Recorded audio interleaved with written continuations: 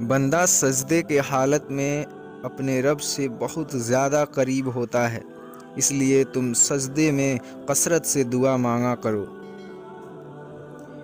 ایک وقت ایسا بھی آئے گا تم صبر کرتے کرتے اللہ کے اتنے قریب ہو جاؤ گے کہ ابھی دعا دل میں ہوگی اور اللہ پاک کن فرما دے گا۔ جس طرح بڑے ہو کر پتہ چلتا ہے کہ ماں باپ سچ کہتے ہیں، اسی طرح قبر میں جا کر پتہ چلے گا کہ قرآن سچ کہتا تھا۔ تم گھبراتے کیوں ہو مقدر کے فیصلے سے؟ کیا تم نہیں جانتے کہ تمہارا رب کتنا غفور الرحیم ہے؟ اگر وہ دن کو رات اور رات کو دن کرنے پر قادر ہے، تو کیا وہ تمہاری طرف دیکھ کر تقدیر کے فیصلے نہیں بدل سکتا؟ رسول اللہ صلی اللہ علیہ وسلم نے فرمایا کہ بندہ اس وقت تک کامل مومن نہیں ہو سکتا جب تک کہ مذاق میں بھی جھوٹ بولنا اور جھگڑنا نہ چھوڑ دے، اگرچہ وہ سچا ہو۔ جب شیطان کو جنت سے نکالا جا رہا تھا تو اس نے رب سے کہا، میں تیرے بندے کو اس وقت تک گمراہ کرتا رہوں گا جب تک اس کے جسم میں روح رہے گی۔ اس پر اللہ تعالیٰ نے فرمایا کہ میں اپنے بندے کو اس وقت تک معاف کرتا رہوں گا جب تک وہ مجھ سے استغفار کرتا رہے گا۔ کیا تم جانتے ہو تمہیں آزمائش میں ڈالنے سے پہلے وہ تمہیں آزمائش سے نکالنے کا وسیلہ بنا دیتا ہے۔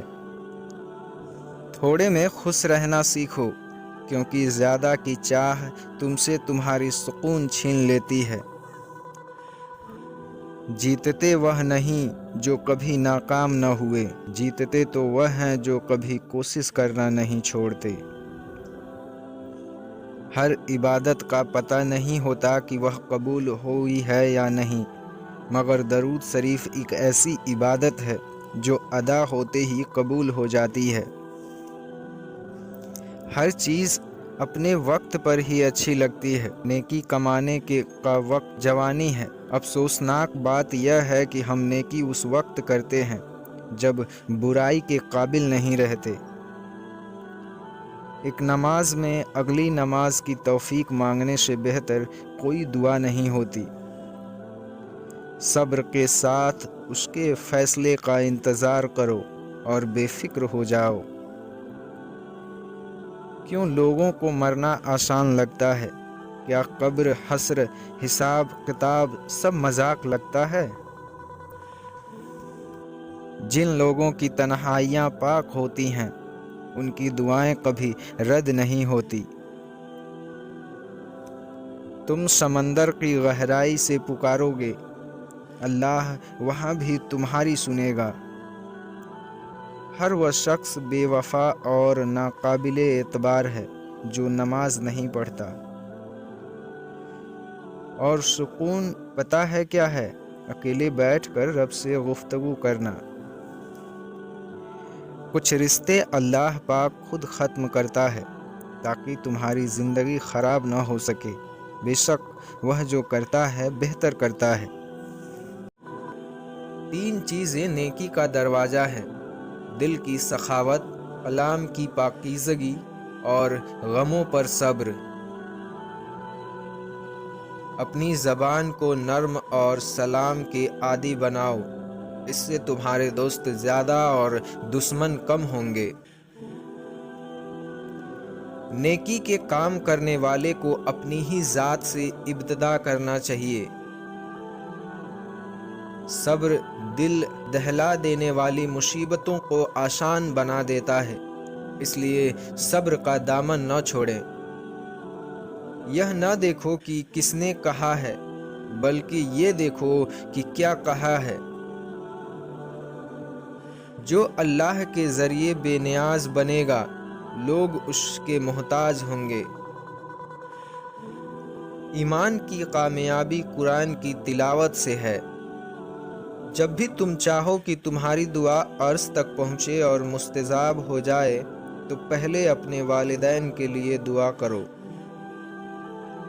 اس دنیا میں تمہیں جانچا جا رہا ہے، لیکن تمہیں پیدا دوسری جگہ کے لیے کیا گیا ہے۔ جو قرآن کے مطابق عمل کرے گا وہ ہمیشہ سب سے آگے رہے گا۔ جو شخص اللہ تعالیٰ پر ایمان لاتا ہے وہ اس کی حفاظت اور پناہ میں آ جاتا ہے، اور جو اس پر بھروسہ رکھتا ہے وہ اپنے سب کام اس کے سپرد کر دیتا ہے۔ نماز عادت بن جائے تو کامیابی مقدر بن جاتی ہے۔ دعا کے وقت چھینک آنا دعا کے قبول ہونے کی علامت ہے۔ وہ اللہ تم سے اتنی محبت کرتا ہے کہ دن میں 5 مرتبہ تمہیں اپنی طرف بلاتا ہے۔ کسی انسان کو دکھ دینا اتنا ہی آسان ہے جتنا کہ ایک سمندر میں پتھر پھینکنا، مگر یہ کوئی نہیں جانتا کہ وہ پتھر کتنی گہرائی میں گیا ہے۔ اس پھول کے مانند بنو جو کھینچنے والے کے ہاتھ میں بھی خوشبو دے دیتا ہے۔ تم جنت کو نہ مانگو بلکہ دنیا میں ایسا کام کرو کہ جنت تم کو مانگے۔ جب انسان کسی سے ڈرتا ہے تو اس سے دور بھاگتا ہے، لیکن جب وہ اپنے رب سے ڈرتا ہے تو اس کے اور قریب ہو جاتا ہے۔ دھوکہ دینے کے 1000 طریقے ہیں، لیکن سب سے گھٹیا طریقہ محبت اور ہمدردی کا دکھاوا کرنا ہے۔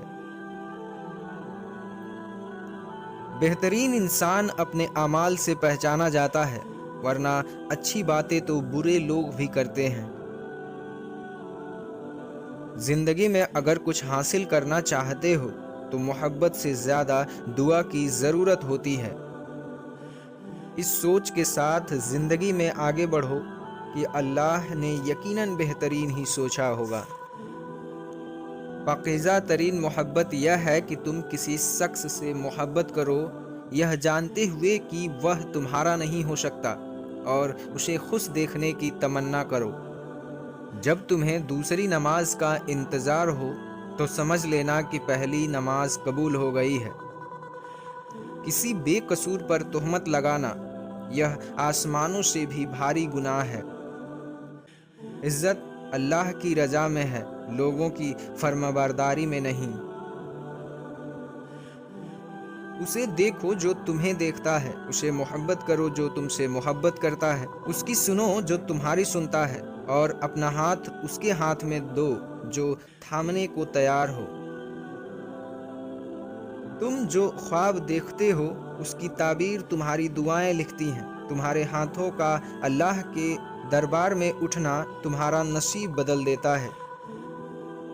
تمہارا اپنا وہ ہے جو کسی اور کے لیے تمہیں نظر انداز نہ کرے۔